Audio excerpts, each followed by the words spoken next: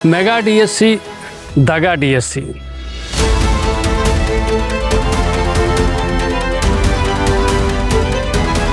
నిజంగా sports quota పేరు చెప్పి గోల్మాల్ చేశారా?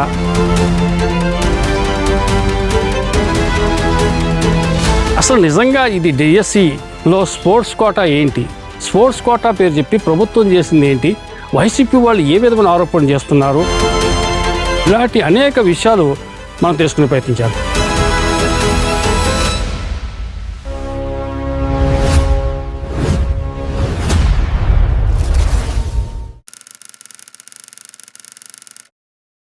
మెగా డిఎస్సి దగా డిఎస్సి రాష్ట్రంలో స్వపక్షం ఇది ముమ్మాటికి మెగా డిఎస్సి. గతంలో ఏ ప్రభుత్వం చేయనటువంటిది మేము సాధించి చూపించామని చెప్పేసి గొప్పగా చెప్పుకున్న తరుణంలో విపక్షం అంటే వైసీపీ వాళ్ళు ఇది దగా డిఎస్సి అంటున్నారు. ముఖ్యంగా వాళ్ళు చేసే ఆరోపణ ఏంటంటే స్పోర్ట్స్ కోటాలో నారా లోకేష్ గారు తన అనుకూలమైనటువంటి వాళ్ళకి నిబంధనలు పాటించకుండా కనీసం మౌఖికమైనటువంటి ఇంటర్వ్యూ కానీ పరీక్ష కానీ ఏమీ లేకుండా స్పోర్ట్స్ కోటా నెపంతో ఇష్టాసారంగా ఉద్యోగాలు ఇచ్చేశారని చెప్పేసి మరి పేరు నాని గారు ఇంకా అంబటి రాంబాబు గారు కొంతమంది వైసీపీలో పెద్దలు ఆరోపించడం జరుగుతూ ఉంది. అయితే మనం వాస్తవం మాట్లాడుకోవాలంటే ఏం జరిగింది? నిజంగా స్పోర్ట్స్ కోటా పేరు చెప్పి గోల్మాల్ చేశారా, లేకపోతే కూటమి ప్రభుత్వం మెగా డిఎస్సి వాళ్ళు చెప్పినట్టుగా అర్హులకు ఉద్యోగులు ఇచ్చారా అనేది కామన్ మ్యాన్కి ఎక్కడ కూడా అర్థం కాని పరిస్థితి. కామన్ మ్యాన్ చాలా గందరగోళానికి గురవుతూ ఉన్నాడు. ఈ నేపథ్యంలో నాకు ఒక ఆలోచన వచ్చింది. మీరు చూసే ఉంటారు, నేను జ్యోతుల్ నెహ్రూ గారు ఇంటర్వ్యూ చేసినప్పుడు ఆయన మెగా డిఎస్సి అని గొప్పగా చెప్పుకున్నాడు. పేరు నాని గారిని ఇంటర్వ్యూ చేసినప్పుడు దగా డిఎస్సి అని చెప్పేసి అతను ఆరోపణలు చేశాడు. అయితే సామాన్యుడికి ముఖ్యంగా క్రీడాకారులకి మనం ఏం చెప్పదలుచుకున్నాం, దీనికోసం వాస్తవాలు ఎవరు మాట్లాడతారని నేను ఒక వారం రోజుల నుంచి జల్లెడ పట్టి దీని మీద ప్రయత్నం చేస్తే నా మిత్రుడు రాజబాబు అని చెప్పేసి నాతో పాటు ఈనాడు ఆంధ్రజ్యోతిలో పనిచేసినటువంటి సీనియర్ జర్నలిస్ట్, అతను ఇప్పుడు ఒక ఉపాధ్యాయుడిగా స్థిరపడ్డాడు హసనాబాద్ గ్రామంలో. అతనికి ఫోన్ చేసి, తమ్ముడు ఇలా ఉంది, దీని మీద మనం ప్రజలకి వాస్తవాలు చెప్పాలి మన ఛానల్ ద్వారా, మన తెలుగు రాజ్యం ఛానల్ ద్వారా. సో దీనికి కరెక్ట్ ఎవరు అంటే అతను ఒక సజెషన్ ఇచ్చాడు. అతను ఏమన్నాడంటే మోపూర్ వెంకటేశ్వరరావు గారు అని చెప్పేసి జేఎన్టీయూ అసిస్టెంట్ డైరెక్టర్ గారు, అతను వాలీబాల్లో పిహెచ్డి చేశాడు, గోల్డ్ మెడలిస్టు, స్పోర్ట్స్లో మంచి అనుభవం ఉంది, మంచి సబ్జెక్ట్ ఉందన్న. అతనితో మాట్లాడితే చాలా విషయాలు మనం చెప్తాడు, కానీ అతను ఇంటర్వ్యూకి చాలా దూరంగా ఉంటాడు. అయినా మనం రిక్వెస్ట్ చేద్దాం, మనం చాలా కాలం నుంచి ఈ జర్నలిస్ట్ వృత్తిలో ఉన్నాం కాబట్టి మన మాటకి ఆయన గౌరవిస్తాడు అనేసి అతను చెప్పి వెంకటేశ్వరరావు గారితో మాట్లాడి మరి ఇంటర్వ్యూకి ఒప్పించడం జరిగింది. ఇప్పుడు ఆ వెంకటేశ్వరరావు గారి ద్వారా అసలు నిజంగా ఇది డిఎస్సిలో స్పోర్ట్స్ కోటా ఏంటి, అసలు ఏం జరిగింది, స్పోర్ట్స్ కోటా పేరు చెప్పి ప్రభుత్వం చేసింది ఏంటి, వైసీపీ వాళ్ళు ఏ విధమైన ఆరోపణలు చేస్తున్నారు, గతంలో ఇదే వైసీపీ స్పోర్ట్స్ కోటాని ఏ విధంగా వాళ్ళు ఉపయోగించారు, ఇలాంటి అనేక విషయాలు మనం తెలుసుకునే ప్రయత్నించారు. నమస్కారం వెంకటేశ్వరరావు గారు. సార్ నమస్తే. చెప్పండి సార్, ఇప్పుడు డిఎస్సిలో స్పోర్ట్స్ కోటా అంటే ఏంటి అసలు? డిఎస్సిలో గతంలో ఎవరైతే ఎగ్జామ్స్ రాసి మార్కుల ద్వారా మాత్రమే ఉద్యోగాలు తీసేవారు సార్.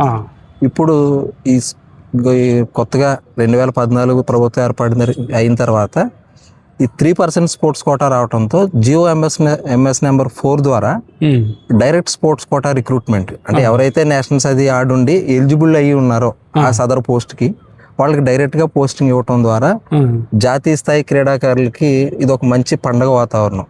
డైరెక్ట్ రిక్రూట్ అవటం అనేది భారతదేశంలో తమిళనాడులో ఒకటి ఉంది, గవర్నమెంట్ ఆఫ్ ఇండియా స్కీమ్స్ లో ఉంది. ఇప్పుడు మన ఆంధ్రప్రదేశ్లోకి రావటం వల్ల స్పోర్ట్స్ మ్యాన్ అన్న అతనికి ఒక ప్రత్యేకమైన గుర్తింపు భరోసా ఏర్పడింది సార్.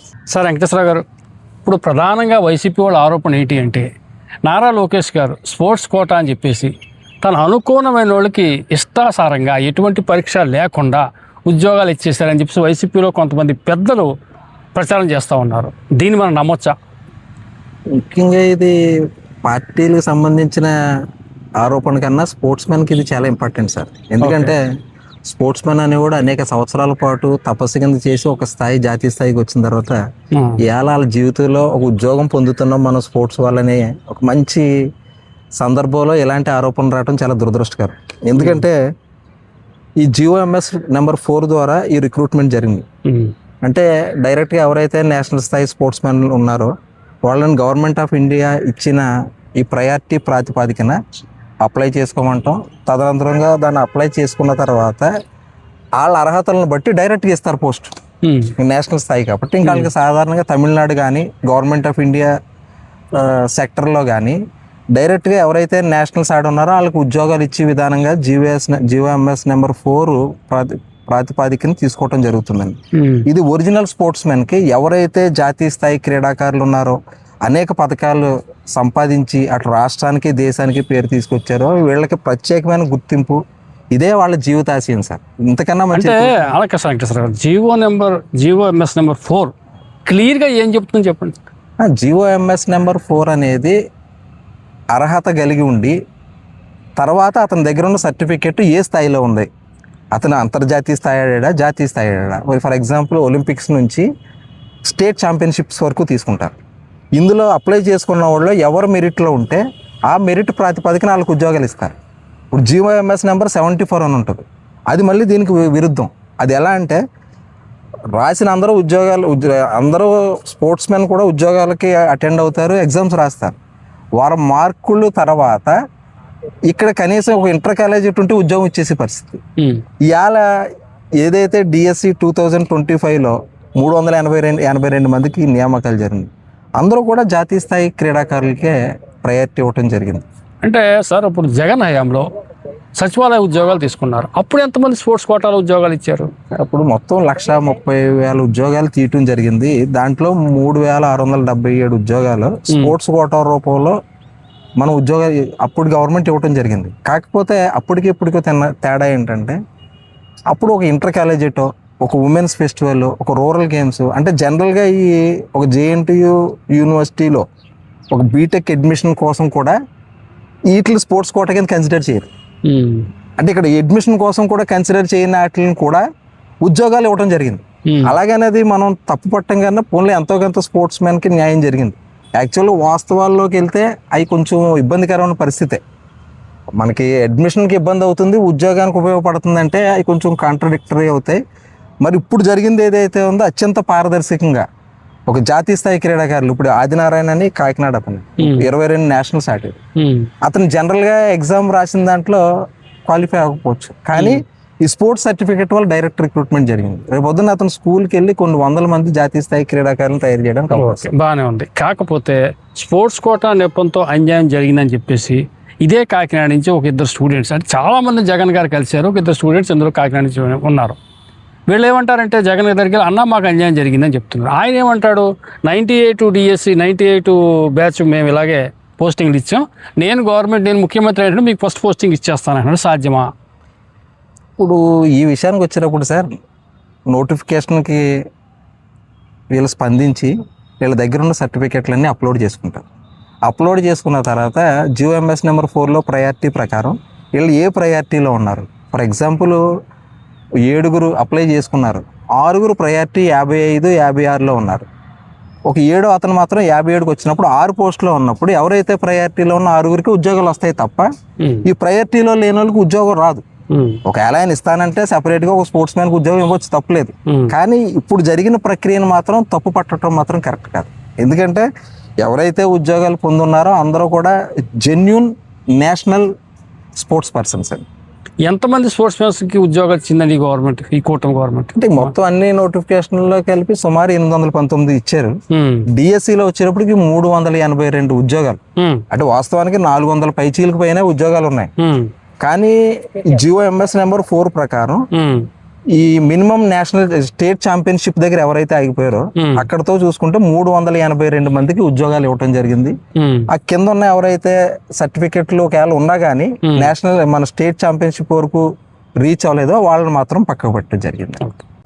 382 మందికి స్పోర్ట్స్ కోటాలో ఉద్యోగాలు ఇవ్వటం జరిగింది. ఇందులో ఒక ఆరోపణ కూడా ఉంది, ఒకే సామాజిక వర్గానికి ప్రాధాన్యత ఇచ్చారు అని చెప్పేసి. అందులో నిజం ఎంత చెప్పండి సార్. ఇప్పుడు రాజకీయాలు చేసుకోవటం తప్పులేదు, కానీ క్రీడా కోటాలో ఉన్న రాజకీయాలను మాత్రం ఇబ్బంది పెట్టడం కరెక్ట్ కాదు. ఎందుకంటే 382 ఉద్యోగాల్లో కేవలం 42 మాత్రమే ఓసీలకు వచ్చినాయి. అందులో వీళ్ళు ఏదైతే ఆరోపిస్తున్న కమ్యూనిటీ ఉందో వాళ్ళకి కనీసం 3% కూడా లేదు. అవునా? మొత్తం అన్నీ కలిపి 12%లో ఓసీ ఉన్నారు. మిగిలిన అబోవ్ 88%లో ఎస్సీ, ఎస్టీ, బీసీలు ఉన్నారు. అంటే మీకు జనరల్గా స్పోర్ట్స్ మెన్ ఎవరు ఉంటారు అంటే ఎస్సీ, ఎస్టీ, బీసీ మైనార్టీలో ఉంటారు. ఇప్పుడు ఈ కుల ప్రాతిపదికన దీని మీద అభియోగం మోపటం వల్ల రేపు పొద్దున్న స్పోర్ట్స్ కోటాకి ఏమైనా ఇబ్బంది వచ్చి అవకతవకలు జరుగుతున్నాయి దీన్ని పక్కన పెట్టండి అంటే మళ్ళీ నష్టపోయేది ఈ ఎస్సీ, ఎస్టీ, బీసీ మైనార్టీలే.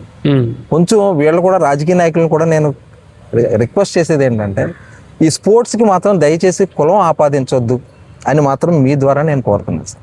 ఇంకోటి సార్, పేకాట లాంటి ఒక గేమ్ అంటే దాన్ని జోదం బ్రిడ్జ్ గేమ్ ఏదో అది కూడా స్పోర్ట్స్ పరిధిలో తీసుకున్నారు అని ఒక ప్రచారం చేస్తున్నారు.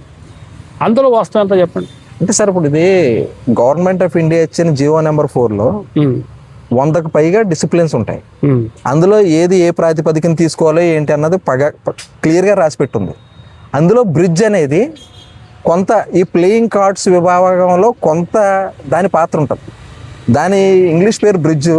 వీళ్ళు ఏంటంటే జనాల్లోకి ఏ విధంగా తీసుకెళ్ళాలి, దీన్ని ఏ విధంగా కొంచెం బదనాం చేయాలన్న కాన్సెప్ట్లో పేకాట దాన్ని లింక్ పెట్టారు తప్ప పోనీ కనీసం ఎవరైనా ఆ పేకాట దాంట్లో ఉద్యోగం పొందడం ఒకటి చూపించమనండి. లేదు, ఇప్పుడు వాళ్ళు ఇచ్చిన గవర్నమెంట్ ఆఫ్ ఇండియా జీవోలో ఆ పేరు ఉండొచ్చు, అంతే తప్ప ఇక్కడ రిక్రూట్మెంట్ జరగనప్పుడు ఇక్కడ మరి డిఎస్సిలో అవకతవకలు జరిగినాయి అని చెప్పి ఎవరైతే నేషనల్స్ ఆడి ఓ స్థాయి నుంచి వచ్చిన అందరినీ కూడా అనుమానించడం, ఏదో తప్పుడు దారిని ఉద్యోగాలు పొందారంటే మాత్రం కరెక్ట్ కాదు. అయితే ఇక్కడ ఇంకోటండి, సచివాలయ ఉద్యోగాలు ఇచ్చినప్పుడు జగన్మోహన్ రెడ్డి గారు ఇచ్చిన జీవో నెంబర్ ఎంత అన్నారు మీరు? అది జీవో నెంబర్ 74. ఇప్పుడు జీవో నెంబర్ 4. ఈ రెండింటికి డిఫరెన్స్ ఏంటి చెప్పండి. జియో నెంబర్ 74 అనేటప్పటికి మనం రిక్రూట్మెంట్లో స్పోర్ట్స్ కోటాలో ఏ సర్టిఫికేట్ తీసుకొచ్చినా ఇచ్చేయచ్చు అన్నట్టు దాని అర్థం. అంటే అలాగే దాని మీద కూడా ఎవరైనా కోర్టుకి వెళ్తే ఇబ్బంది పడే పరిస్థితి. అవునా? మరి డెఫినెట్ గా, ఎందుకంటే ఇంటర్ కాలేజేట్ ఇప్పుడు ఒక జేఎన్టీయూ కాకినాడలో బీటెక్ అడ్మిషన్ పొందాలి అంటే నువ్వు కంపల్సరీ అండర్-17, అండర్-19 ఆడవలసి ఉంది. కానీ ఇంటర్ కాలేజేట్ అంటే కళాశాలల మధ్యన జరిగిన టోర్నమెంట్లు కూడా ఉద్యోగాలు ఇచ్చేసిన పరిస్థితి. అవి మరి కొంతవరకు ఇబ్బందే మనం వాటిలోకి వెళ్తే. ఒక స్పోర్ట్స్ మెన్ ఫెటర్నిటీకి సంబంధించిన వ్యక్తిగా మనం దాని మీద కొంచెం తక్కువ మాట్లాడటమే మంచిది. వీళ్ళు ఏంటంటే డిఎస్సిలో అవకతవకలు అన్నది మాత్రం తప్పు సార్. రెండోది 3677 మంది సచివాలయ ఉద్యోగుల్లో ఎవరైతే ఉద్యోగాలు పొందున్నారో వాళ్ళ డేటా కూడా ఇప్పుడు గవర్నమెంట్ దగ్గర లేదు. ఓన్లీ జస్ట్ సెలెక్ట్ అయ్యారన్న లిస్ట్ ఒకటే ఉందో తప్ప ఎవరు ఏ ప్రాతిపదికన ఏ డిసిప్లిన్ లో సెలెక్ట్ అయ్యారు, వాళ్ళ సర్టిఫికెట్ ఏంటి, దానికి బ్యాకప్ ఉందా, దాని జెన్యూన్నెస్ ఉందా, దాని మీద ఒక అసోసియేషన్ సంబంధించిన టోర్నమెంటా లేకపోతే ఫెడరేషన్ అన్నది ఏ క్లారిటీ లేదు. అది కొంచెం ఆ డీటెయిల్కి వెళ్తే మాత్రం అది చాలా ఇబ్బందికరమైన పరిస్థితి, వెళ్ళకూడదనే మేము అనుకుంటున్నాం. వీళ్ళు కూడా ఈ స్పోర్ట్స్ కోటాకి సంబంధించింది ఎక్కడితో ముగించి దాన్ని ఎక్కువ రాద్ధాంతరం చేయకుండా ఉండటం మాత్రం మంచిదని చెప్పి నేను కోరుకుంటున్నాను సార్. చంద్రబాబు నాయుడు గారు 1995 ఆగస్టులో తొలిసారిగా సీఎం అయ్యారు. తర్వాత 99లో మళ్ళీ గెలిచాడు. అతను 2014లో గెలిచాడు, 24లో గెలిచాడు. అయితే ఆయన హయాంలో స్పోర్ట్స్ కోసం ఆయన తీసుకున్న నిర్ణయాల్లో బెస్ట్ నిర్ణయం అంటే మీరు ఒక స్పోర్ట్స్ మ్యాన్గా చెప్పండి.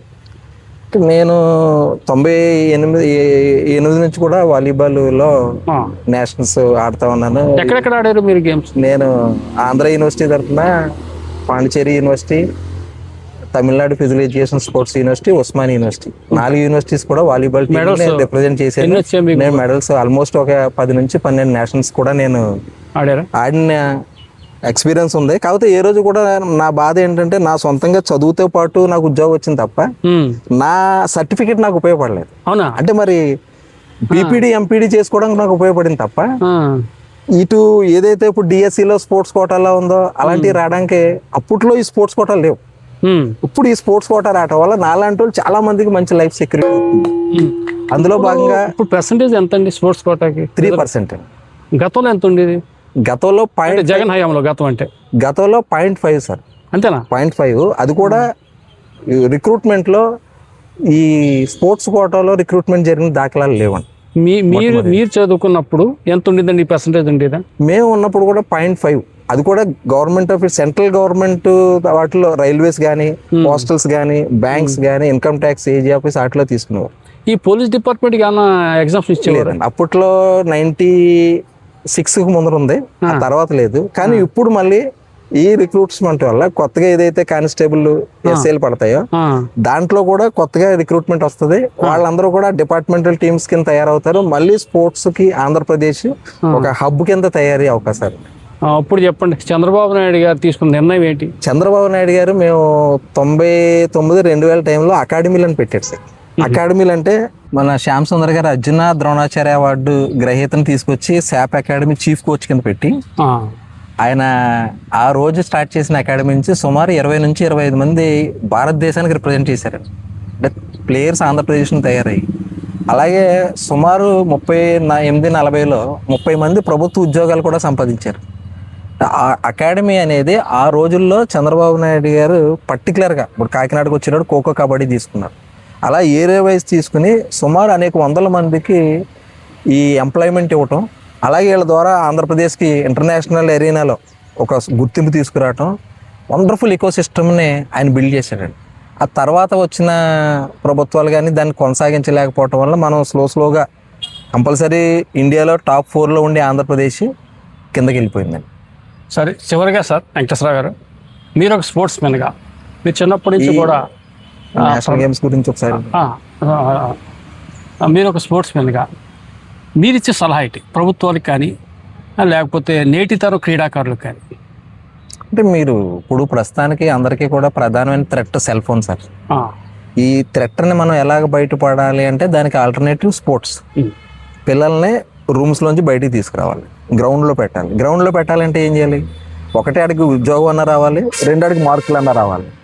నీకు మార్కులు వస్తున్నాయంటే తల్లిదండ్రులు పిల్లల్ని గ్రౌండ్కి వెళ్ళమంటారు, ఉద్యోగాలు వస్తున్నాయంటే పిల్లలే ఉద్యోగం సంపాదించాలంటారు. అంటే మీరు ఫిజికల్ ఎడ్యుకేషన్ అనేది ఒక కంపల్సరీ సబ్జెక్ట్ కింద చేసి దానికి పర్టికులర్గా మార్కులు ఇచ్చి అందులోంచి మళ్ళీ బాగా మంచి పిల్లల్ని క్రీమ్ని తీసుకుని ఒక ఒలింపిక్ స్టాండర్డ్ అకాడమీస్ లాంటివి పెట్టి దాన్ని అలా డైవర్ట్ చేసుకుంటూ వెళ్తే, అంటే ప్రభుత్వాలు ఏ రకమైన స్కీమ్స్ పెడితే ఇంకా ఒకటి ఫిజికల్ ఎడ్యుకేషన్ అనేదాన్ని కంపల్సరీ సబ్జెక్ట్ చేసి, ఇప్పుడు స్కూల్లో నో బ్యాక్ డే ఉందండి, నో బ్యాక్ డేని ఇంట్రామోరల్స్ కింద పెట్టుకుని కంపల్సరీ ప్రతి సాటర్డే ఒక హాఫ్ సెషన్ పర్టికులర్గా గేమ్స్కి కండక్ట్ చేస్తే అందులో మనకు కొంత టాలెంట్ ఐడెంటిఫై అవుతారు.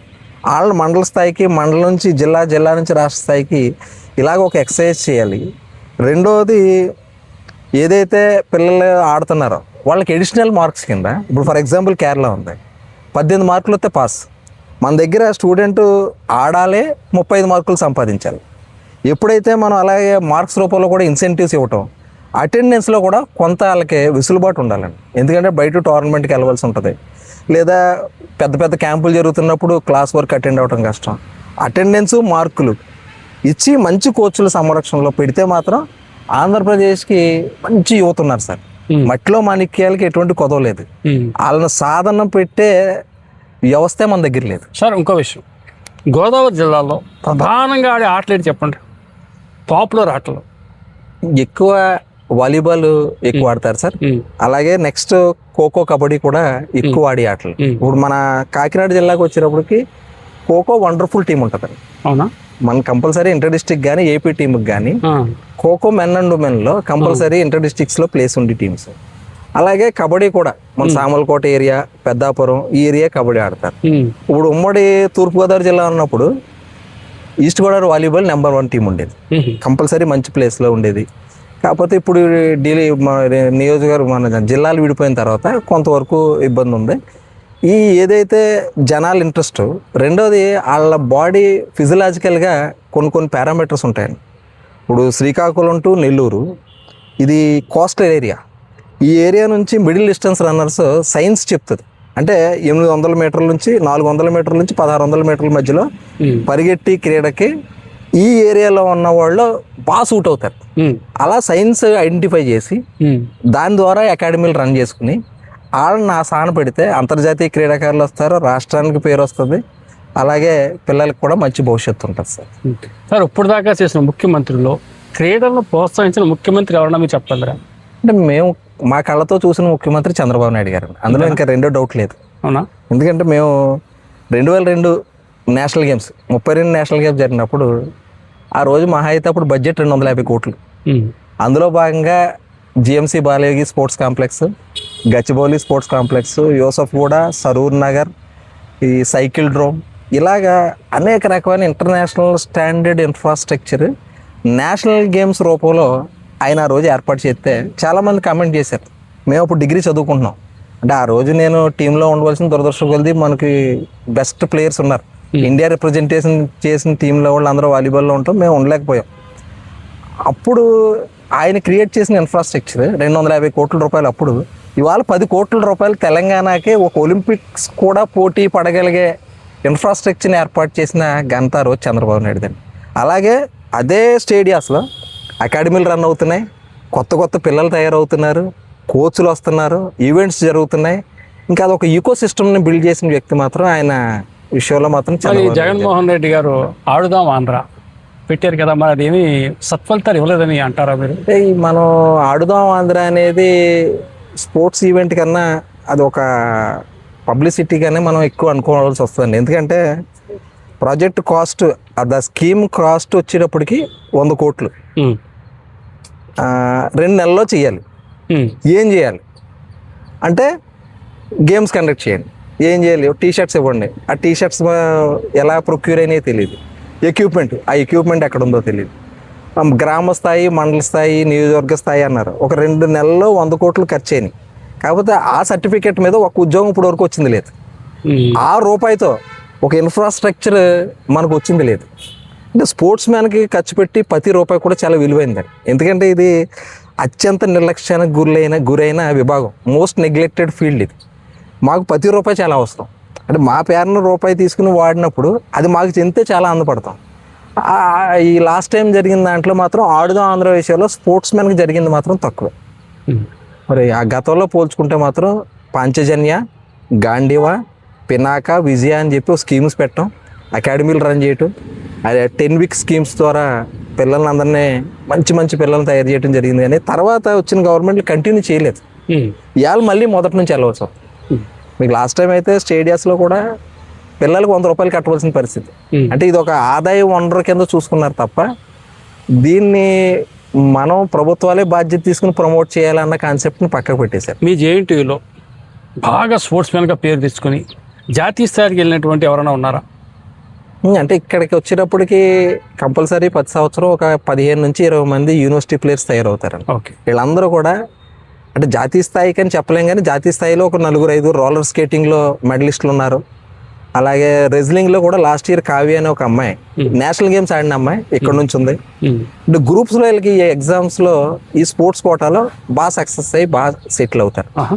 మంచి గ్రూప్ 1, గ్రూప్ 2 పోస్టులో మాత్రం ఈ స్పోర్ట్స్ కోటా సర్టిఫికేట్స్ ఎక్కడైనా ఇంటర్వ్యూలో కానీ రిక్రూట్మెంట్లో కానీ వాళ్ళకి బాగా అడ్వాంటేజ్ అవుతుంది.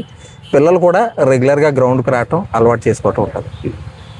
గారు విల్లు విద్య క్రీడాకారుడు దుర్గయ్య ఏంటి అతని ఇష్యూ ఏంటి? అతను జగన్ గారి దగ్గరికి వెళ్ళారు, నాకు అన్యాయం జరిగిందని కంటతడి పెట్టినట్టు మాట్లాడాడు. జగన్ గారు కూడా అతనికి అభయం ఇచ్చాడు. అసలు అతనిలో జెన్యూటీ ఉందంటారా? అంటే దుర్గయ్య అన్న అతను ఆర్చరీ క్రీడాకారుడు అని అందులో నో డౌట్. అతను 2002 32 నేషనల్ గేమ్స్ ఆడాడు. అతను గోల్డ్ మెడల్ ఉండొచ్చు. నోటిఫికేషన్ వచ్చినప్పుడు మాత్రం ఆ నోటిఫికేషన్కి ఆయన ఆ సర్టిఫికేట్తో అప్లై చేయలేదు, సీనియర్ నేషనల్స్తో అప్లై చేశాడు. Okay. National games gold medallist అన్న సర్టిఫికేట్ ఆయన పొందుపరచకుండా సీనియర్ నేషనల్స్తో అప్లై చేస్తే ఇప్పుడు ఏదైతే సర్టిఫికేట్తో వీళ్ళు నోటిఫికేషన్కి అప్రోచ్ అయ్యారో దాన్నే ప్రాతిపదికగా తీసుకుంటారు తప్ప వీళ్ళ అచీవ్మెంట్ అలా తెలియదు కదా సార్. అదే విషయం వాళ్ళు చెప్పారు. చెప్పిన తర్వాత కూడా ఈయన ఏం చేశాడు, కోర్టును అప్రోచ్ అయ్యాడు.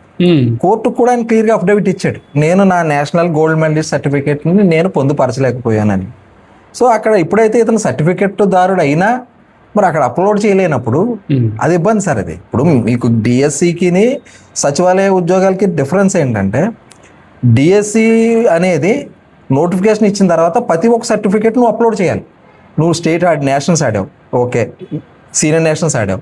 సీనియర్ నేషనల్స్ ఆడినప్పుడు నువ్వు ఇంటర్ డిస్ట్రిక్ట్ ఎక్కడ ఆడావు, ఒకవేళ నువ్వు సీనియర్ నేషనల్స్ ఆడుంటే నీ సర్టిఫికేట్లు అన్నీ కూడా సదరు ఫెడరేషన్కి వెళ్ళి జెన్యూన్నెస్ శాప్ ద్వారా అడగబడుతుంది. ఆ సర్టిఫికేట్ స్క్రూటినీ చేసుకుంటారు.